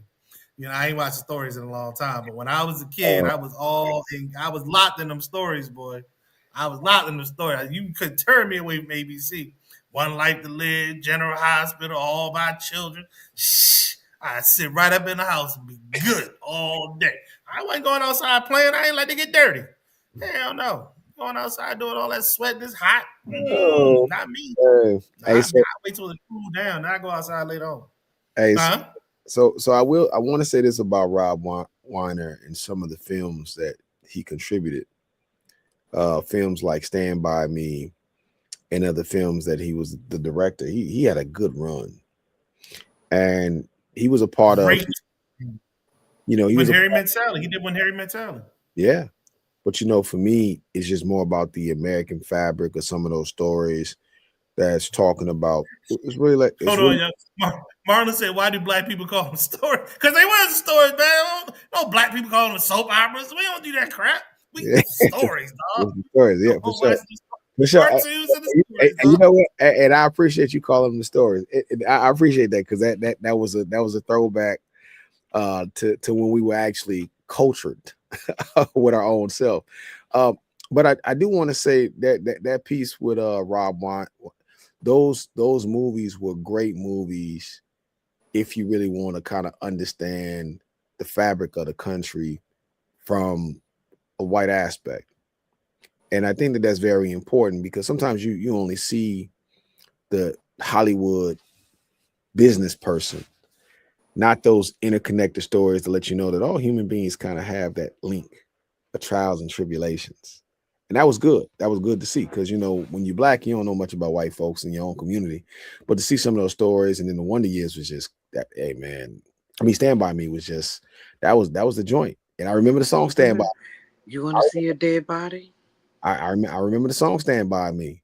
And I was glad I was happy that song, once again, that was a black singer who sung that song, who were able to get his publishing up. I'm just saying, y'all, man, there's just a lot of stuff in America, and there's a lot of people that make this country what it is. But to see Trump respond to that, man, because that's really the point. Man. To respond to him the way that he did. And Rashi, I would tell you that's not street. Because in the street, you could lose your life playing how Trump. Man, that was so. I didn't know that. So Marlon said that Rob Reiner did A Few Good Men. I did not know that. Yeah, he had a I night. did not know that. Oh man, yeah. Wow, that's Hey man, And my favorite, The hey, Princess Bride. yeah, he had a good run. Like he did that too. yeah, he had. Yeah. I fell in love when I saw The Princess Bride. But what I wanted to end with is this. That is a great movie. The story, when I say Marvin Gaye, I'm talking about when you have a relationship parent to child where where there is this colossal amount of money and fame and influence between either one of those people. Yeah. And whoever has it, and whoever don't, or if the one who has it doesn't have it anymore and they come try to get it back, it just becomes this barrier, right? And I'm telling you, it wasn't no argument over potatoes. It was some debt. It was something real, not just even mental illness that makes you kill not one but both of your parents. And so I would not even doubt that he is a contributor, but not even the, because I mean, do we really think he's the kind of person? That's what we finna do at this trial, right? Is he really the kind of person who will stab both of his parents? And we already given him this benefit of the doubt. No, he's a good Jewish boy. He's fine. You know what I'm Whatever. saying? But we have to decide whether or not the affluence coupled with fame builds possible mental illness in children. You see it with Britney Spears. You see it with you. There is something there, y'all, and we need to look at this concept of affluence within the family when somebody got that muyan and what it does to uh the overall person who has it. Do they end up like Hammer? You know what I'm saying? But Okay. MC. So maybe we can discuss that at some later date. But you got to think. You got to think in the situation with this situation, and as Marlon said, they said he had some serious substance abuse issues. That's one thing. With Britney Spears was actually the one that made the wealth for the family. The family didn't make the wealth for her. They was taking her money. And with MC Hammer was trying to feed the people of his community, which is a lot Right. different. He did what everybody black swear to God that we want somebody rich to do. Get on and put everybody on. And he did that. And how did the people repay him for putting them on? So I think those are different things, but I do agree with Sharon. I think there's a lot going on here because I saw a video this week online of a black mother. She had a teenage boy, and the teenage boy was having some mental health issues, and she had her other kids in the car. They were trying to escape the boy, and the boy was throwing rocks that you could see damaging her front windshield as she was trying to pull off in terror. And I'm telling you, these are things that I'm seeing in child protection services where those parents have no way to escape. You can't put these kids out. You can't put them in facilities. Sometimes there's no funding that will allow you to deal with your child with these type of mental health issues. And so there's a lot there that we are leaving on the table because a lot of times we just say, hey, it's your kid. You figure that out. But uh, we have to do a better job in this country of dealing with mental illness. And we need more into mental illness facilities around So the country. speaking of mental illness, let's hit this before we close out because we got like 13 minutes left. The president gave a 18-minute speech, almost 20-minute speech, just the other day to the country. Yeah, see my transition into mental illness, I almost in which said the R word. I look, almost said the R word. well, yeah, They talk about mental illness. you could say that. That's He claimed that inflation was going way down. Inflation is still going up. He claimed that prices were coming way down. Prices are still going up. Uh, now, wages have gone up, but they've not kept up with inflation, and they've not kept up with the taxes that we're paying because of his tariffs. He claimed that drug prices were going down by 400, 500, sometimes 600%. Drug prices went down by 600%. So that means that drug companies are literally paying you to take their product and giving you extra money in your pocket as a thank you to you. Okay. I don't know where they do that at, but that's where it is. I don't know where to start. He says he was handed a mess and he's cleaning it up. I don't see where there was a mess. I see we had some challenges, as we always do. I don't see him cleaning them up. I see them being worsened by he and his policies. We didn't get consumer price index numbers. We did not get inflationary numbers. We did not get job report numbers for October or November.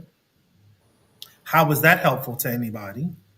So He's threat. Well, you already know who he wants to put in as the Fed chair when Powell leaves next year, because Powell's due to leave in May, June, I believe. He's due to leave in May, June. Uh, Powell came out with the rate cut that he announced, and he said that he had no choice but to make a cut because of the headwinds that the economy was facing, job losses, and the like. I don't know about you all. I do not see a quick rebound out of the situation in any way, shape, or form unless we get back to shovel and pitch type work. We really, literally need to rebuild America. Our roads are antiquated, our airports are antiquated, our rail stations are antiquated for the most part. Not all of them, but the vast majority. Our airports are antiquated, most of them. We've done patchwork projects here, we've done patchwork projects there, but I don't know the last time we actually did a full-fledged brand new airport, major airport in our country. I know Vegas is looking at adding a second airport. I believe I believe the Dallas area or the Houston area, they're talking about adding a third. Dallas, I believe, is talking about adding a third airport. Yeah, Dallas is talking. I want to say it was Dallas. Shit, it might be Houston. One of them are talking about adding a third airport. And those would probably be the latest major airports in major cities that we've done in God knows how long. Spirit Airlines is still flying. But it does look like Frontier is going to buy them. Frontier fired their CEO last week late and hired a new one. And when companies do that, that tends to mean that a merger is on foot. Because I know there have been companies that did that and they bought in someone specifically with the talent of merging and or selling. I still hold that merger will go through, and what you're going to see is a rebrand of the two as Spirit because they'll fly under the banner of Spirit because Spirit just has better consumer confidence than Frontier does. But you'll have the network that Frontier does, and that will help both companies as they go forward. Any thoughts on the speech, Rodney? You can stop. Any thoughts on the speech that Trump gave, Rodney? The Besides speech vote by showed identification. the speech showed how delusional and apathetic the country is. Uh, Brother Barry hit it. We should be up in arms, um, not so much against him and his 27%, because I believe that's what his approval rating is now is 27%. So roughly 73% of Americans disagree with him.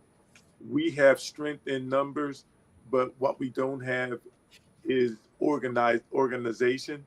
So what is it? We're not outnumbered, we're out organized. And this is where leadership comes into play. And to be quite frank, this is where Black people need to step up and get into the game. White people will not be able to do it by themselves, nor will Black people. It will take both of us, and we will play an integral role in it. And anybody who believes that Somalis being taken away is a good thing need to pull their head out of their backside, because remember, you put a Somali and an African American together, they both look Somali. You put a Haitian and an African American We know together, Black. they We know both look Black. Haitian. So let's be serious. We are the target, and all of this stuff was to set it up so that they could start catching us. The same thing goes with birthright citizenship. So Black people, let's look and see what's really going on and act accordingly, or you may be next that's on a boat to some country you've never even heard of. You said something about the $1 trillion surplus that China has. They're able to do that because of his foolish trade policy. They're able to do that because of his foolish tariff policy. That could have been curbed had we done what we normally had done, had we actually made good deals with other countries. Because I think other countries would have played ball. You don't have the type. You can talk. I think other countries would have played ball with us, knowing whom they were in the arena with. But I'm trying to curb my words. I'm trying to use my words. This is what we have, and this is where we are. Go ahead, say what you need to say, Rodney. Then I'm gonna go to Rashi. This is not, once treaties are set, it takes a long time to make treaties. It takes a long time to undo them. We will not be able to go back to how things were anytime soon. Europe is separating themselves from America financially, militarily, and from an intelligence perspective. Again, we need to That's the wake most up. dangerous thing. This is huge for us. And yes, black people will be the ones to suffer because not only is he going in South America, he's also going into the mother continent directly to black people to steal those resources.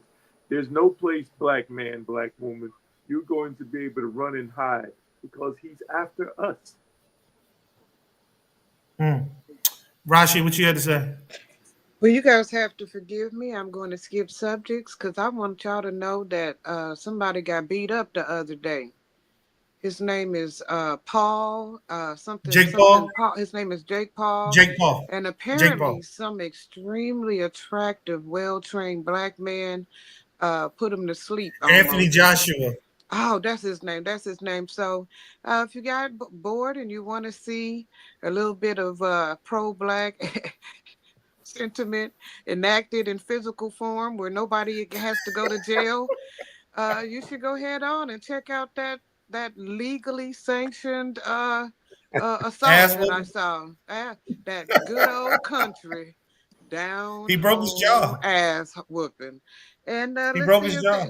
see if that don't bring a little holiday warmth to your heart, a little cheer to your chest. I mean, in a non-violent, peaceful way. You know. Really? Thomas, Thank what you you for got? that, We got Sister three Rashi. minutes. We Thank got you. 4 minutes left. I'll be real quick. This will be my last show of the year. I'm going to take the next few weeks off so I can actually focus on my company as we continue to move. We got some good news this week, and I want to make sure that I bear down, turn out all the noise as we continue to build. We got some new team members this week, and I just wanted to say this to people out there who are in the position that I am, or even thinking about being in the position that I'm in. You really have to fight for it if you want it, and you have to fight for it. And there is a level of expectation, but you should probably deny all those expectations at the same time. You won't know you're there until you actually arrive standing on top of it. And keep in mind, you're going to hear a lot of things that people are going to persuade you. People are going to give you a lot of ideas that are not your ideas, that have nothing to do with what you want to do. But you have to stay the course. And you have to learn how to stay the course, and you have to learn how to say no to other people because they'll take your dream and try to make your dream their dream, and you have to stick with the course. So I just wanted to say thank you. And I once again I'm hoping to have Real Radio as one of the podcasts that we'll be broadcasting when we go live, and with the hard launch in February. We're working out our launch party, so hopefully we can get you guys back here in the Twin February. Oh, that sounds bad. February in the Twin City. I'll go buy me a triple fat goose. Hey, well, listen, you could take, hop out there and make some snow angels. But what I'm saying, but but for the most part, I just want to thank you all because I was like pondering what I was going to be on the show tonight or whatever the case may be today. Because I was up last night and I wanted to get some last stuff done, but I love the fellowship and the conversation that we do. And so it's kind of like a recharge when you're kind of sitting there talking to AI all day, every day, arguing. So Right. I appreciate you all. I hope you guys are enjoying your time in the three different cities that you guys are in. And I'll be talking to you guys soon. All right, All y'all. right, Rashi, what you got to say real quick? Real quick, Peace. Rashi. I said peace. Oh, okay. Rodney, what you got real quick? All right, that'll work for me. Look, y'all, we up against the clock. Thank you all for watching live, watching. I can't say listening anymore because they actually see us now. Watching live, watching later. Please enjoy your families. Be safe during the holiday season.